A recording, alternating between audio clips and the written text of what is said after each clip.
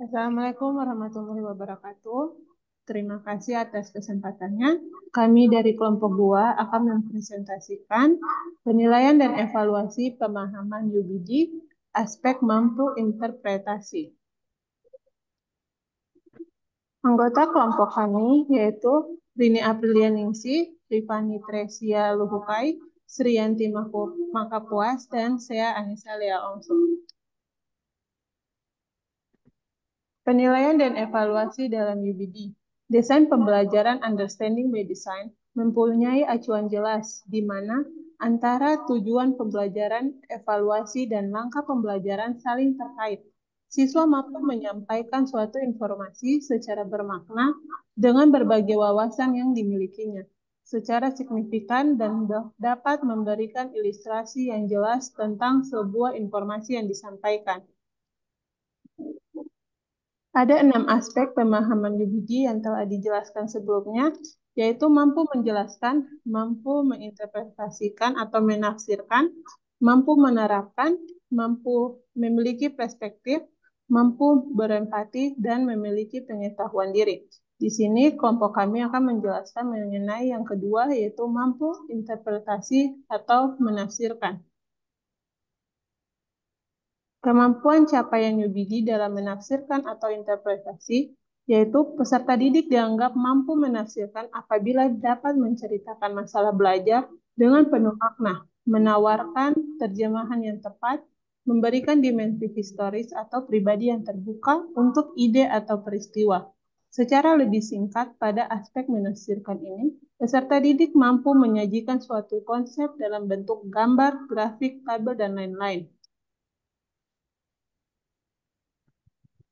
Ada 4 hal yang menjadi penilaian mampu menafsirkan atau interpretasi, yaitu yang pertama bermakna, kedua berbagi wawasan, ketiga signifikan, keempat ilustrasi, dan yang kelima membuat jelas yang akan dipresentasikan oleh teman kelompok saya. Yang pertama bermakna.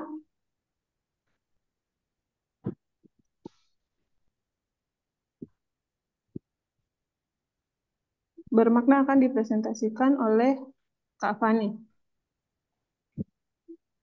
Ya, terima kasih pada bagian bermakna dari bagian menafsirkan. Di sini dijelaskan bahwa pembelajaran bermakna merupakan suatu proses mengaitkan informasi baru pada konsep-konsep yang relevan yang terdapat dalam struktur kognitif seseorang. Contohnya, peserta didik diberi gambar terkait peristiwa perpindahan kalor dalam kehidupan sehari-hari. Kemudian peserta didik dapat menyebutkan jenis perpindahan kalor yang terjadi pada gambar tersebut. Nah, adapun rubrik penilaian bermakna dengan ada 2 indikator. Yang pertama, peserta didik menyampaikan peristiwa atau kejadian yang terjadi pada gambar tersebut dengan 4 kriteria. Yang pertama, mendapat 4 jika peserta didik menyampaikan peristiwa atau kejadian yang terjadi pada gambar tersebut dengan jelas dan tepat. Mendapat 3 atau mampu peserta didik menyampaikan peristiwa atau kejadian yang terjadi pada gambar tersebut dengan jelas dan tepat namun belum sempurna. Mendapat 2 atau cukup mampu jika peserta didik menyampaikan peristiwa atau kejadian yang terjadi pada gambar tersebut dengan jelas namun tidak tepat. Mendapat 1 atau kurang mampu jika peserta didik menyampaikan peristiwa atau kejadian yang terjadi pada gambar tersebut dengan tidak jelas dan tidak tepat. Indikator yang kedua yaitu peserta didik mampu mengaitkan gambar dengan konsep perpindahan kalor. Mendapat 4 jika peserta didik mampu mengaitkan gambar dengan konsep perpindahan kalor dengan jelas dan tepat. Mendapat 3 jika peserta didik mampu mengaitkan gambar dengan konsep perpindahan kalor dengan jelas dan tepat namun belum sempurna. Mendapat 2 atau cukup mampu jika peserta didik mampu mengaitkan gambar dengan konsep perpindahan kalor dengan jelas namun tidak tepat. Mendapat 1 atau kurang mampu jika peserta didik mengaitkan gambar dengan konsep perpindahan kalor dengan tidak jelas dan tidak tepat.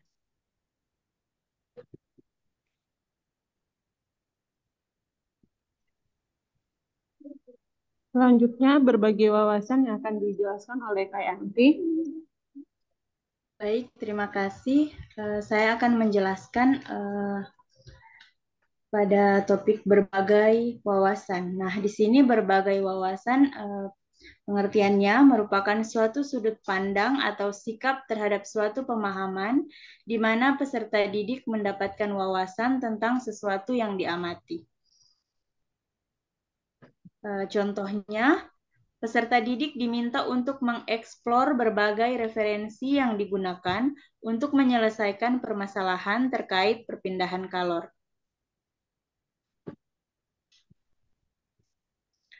Nah, untuk rubrik penilaian berbagai wawasan, di sini ada 2 indikator.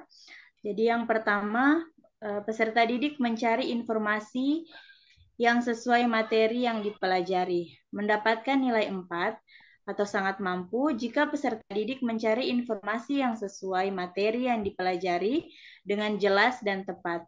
Kemudian mendapatkan nilai 3 atau mampu, peserta didik mencari informasi yang sesuai materi yang dipelajari dengan jelas dan tepat, namun belum sempurna. Kemudian mendapat nilai 2 atau cukup mampu jika peserta didik mencari informasi yang sesuai materi yang dipelajari dengan jelas, namun tidak tepat. Kemudian mendapatkan nilai 1 atau kurang mampu jika peserta didik mencari informasi yang sesuai materi yang dipelajari dengan tidak jelas dan tidak tepat. Kemudian untuk indikator yang kedua, peserta didik dapat mengaitkan informasi yang didapatkan untuk menyelesaikan masalah terkait perpindahan kalor.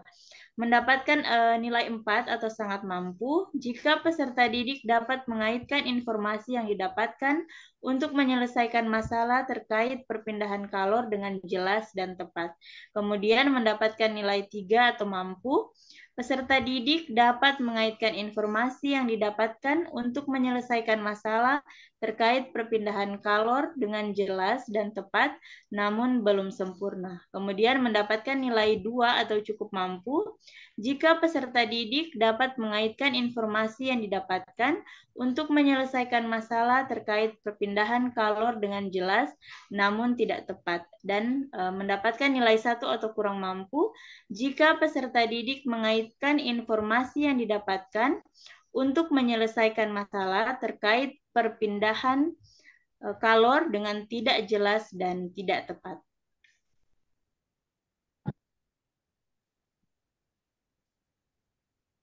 Baik, untuk aspek signifikan yang akan dijelaskan oleh Kak Rini. Oke, pada bagian signifikan memiliki arti benar, bermakna, substansial, relevan, penting, dan berarti. Karena dapat memberikan sebuah dampak dari suatu persoalan atau tidak bisa lepas dari persoalan. Peserta didik memiliki kemampuan interpretasi apabila penafsiran atau terjemahan yang dibuat peserta didik dengan benar. Contohnya, peserta didik dapat menafsirkan suatu konsep untuk menyelesaikan masalah terkait perpindahan kalor. Adapun rubrik penilaian signifikan dengan 2 indikator. Yang pertama, peserta didik memberikan penjelasan terkait pemahamannya tentang perpindahan kalor. Nah, di sini peserta didik dikategorikan sangat mampu atau mendapat nilai 4 ketika peserta didik memberikan penjelasan terkait pemahamannya tentang perpindahan kalor dengan jelas dan tepat. Nah, dikategorikan mampu atau mendapat nilai 3 ketika peserta didik memberikan penjelasan terkait pemahamannya tentang perpindahan kalor dengan jelas dan tepat, namun belum sempurna. Dikatakan cukup mampu atau mendapatkan nilai 2 jika peserta didik memberikan penjelasan terkait pemahamannya tentang perpindahan kalor dengan jelas, namun tidak tepat. Nah, dikatakan kurang mampu atau 1 atau mendapat nilai 1 jika peserta didik memberikan penjelasan terkait pemahamannya tentang perpindahan kalor dengan tidak jelas dan tidak tepat. Indikator kedua yaitu peserta didik memberikan pemahamannya yang relevan dengan materi perpindahan kalor. Di sini peserta didik dikatakan sangat mampu apabila peserta didik memberikan pemahamannya yang relevan dengan materi perpindahan kalor dengan jelas dan tepat. Dikatakan mampu atau mendapat nilai 3 Peserta didik memberikan pemahamannya yang relevan dengan materi perpindahan kalor dengan jelas dan tepat, namun belum sempurna. Dikatakan cukup mampu atau mendapatkan nilai 2 jika peserta didik memberikan pemahamannya yang relevan dengan materi perpindahan kalor dengan jelas namun tidak tepat. Dikatakan kurang mampu atau mendapat nilai 1 jika peserta didik memberikan pemahamannya yang relevan dengan materi perpindahan kalor dengan tidak jelas dan tidak tepat. Oke, baik. Selanjutnya ilustrasi. Yang akan dijelaskan oleh saya, ilustrasi berarti menjelaskan atau menerangkan makna dalam penilaian. Artinya, makna penilaian tersebut harus mampu menerangkan dan menjelaskan aspek yang akan dinilai. Peserta didik dapat menafsirkan informasi penting dalam suatu peristiwa atau kejadian dengan menggunakan bahasanya sendiri. Contohnya, peserta didik menjelaskan cara perpindahan kalor secara konduksi pada pemanfaatannya dalam kehidupan sehari-hari, contohnya pada setrika. Dengan rubrik penilaian ilustrasi, ada 2 indikator, yaitu pertama, peserta didik dapat memberi gambaran proses perpindahan kalor pada setrika. Diberikan 4 sangat mampu jika peserta didik dapat memberi gambaran proses perpindahan kalor pada setrika dengan jelas dan tepat. Diberikan 3 atau mampu jika peserta didik dapat memberikan gambaran proses perpindahan kalor pada setrika dengan jelas dan tepat, namun belum sempurna. Diberikan 2 atau cukup mampu jika peserta didik dapat memberi gambaran proses perpindahan kalor pada setrika dengan jelas namun tidak tepat. Diberikan 1 atau kurang mampu jika peserta didik memberi gambaran proses perpindahan kalor pada setrika dengan tidak jelas dan tidak tepat. Indikator kedua yaitu peserta didik dapat menjelaskan keterkaitan proses perpindahan kalor secara konduksi pada setrika. Diberikan 4 atau sangat mampu jika peserta didik dapat menjelaskan keterkaitan proses perpindahan kalor secara konduksi pada setrika dengan jelas dan tepat. Dikatakan diberikan 3 atau mampu jika peserta didik dapat menjelaskan keterkaitan proses perpindahan kalor secara konduksi pada setrika dengan jelas dan tepat namun belum sempurna. Dikatakan 2 atau cukup mampu jika peserta didik dapat menjelaskan keterkaitan proses perpindahan kalor secara konduksi pada setrika dengan jelas namun tidak tepat. Dikatakan 1 atau kurang mampu jika peserta didik menjelaskan keterkaitan proses perpindahan kalor secara konduksi pada setrika dengan tidak jelas dan tidak tepat. Selanjutnya untuk membuat jelas akan dijelaskan oleh Kak Fani, Kak Rini, dan Kak Yanti. Membuat jelas artinya dapat membuat makna menjadi lebih jelas. Peserta didik mampu mengamati suatu hal, baik itu gambar, buku, materi, serta mereka mampu mendeskripsikan suatu penjelasan, serta mampu menafsirkan hal tersebut dengan jelas.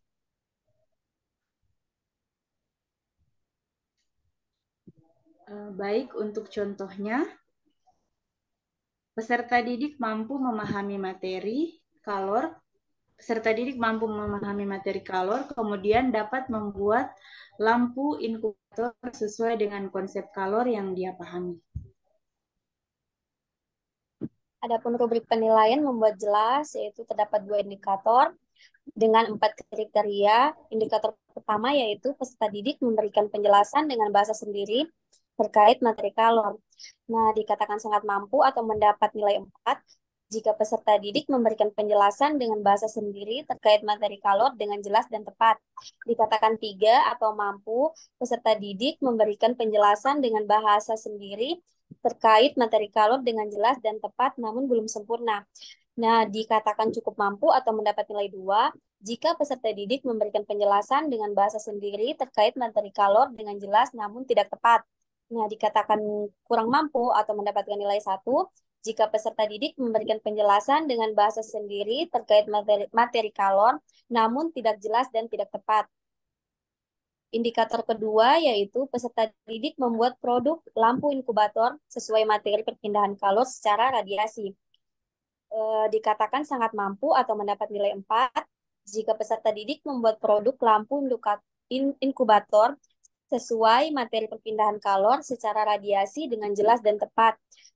Dikatakan mampu atau mendapatkan nilai 3 jika peserta didik membuat produk lampu inkubator sesuai materi perpindahan kalor secara radiasi dengan jelas dan tepat namun belum sempurna. Dikatakan mampu atau mendapat nilai 2 jika peserta didik membuat produk lampu inkubator sesuai materi perpindahan kalor secara radiasi dengan jelas namun tidak tepat. Dan dikatakan kurang mampu dan mendapatkan nilai 1 apabila peserta didik tidak membuat produk lampu inkubator sesuai materi perpindahan kalor secara radiasi. Sekian dari hasil presentasi kami, kurang dan lebihnya mohon dimaafkan. Jika ada pertanyaan atau kritik dan saran dipersilahkan. Wassalamualaikum warahmatullahi wabarakatuh. Waalaikumsalam. Waalaikumsalam warahmatullahi wabarakatuh.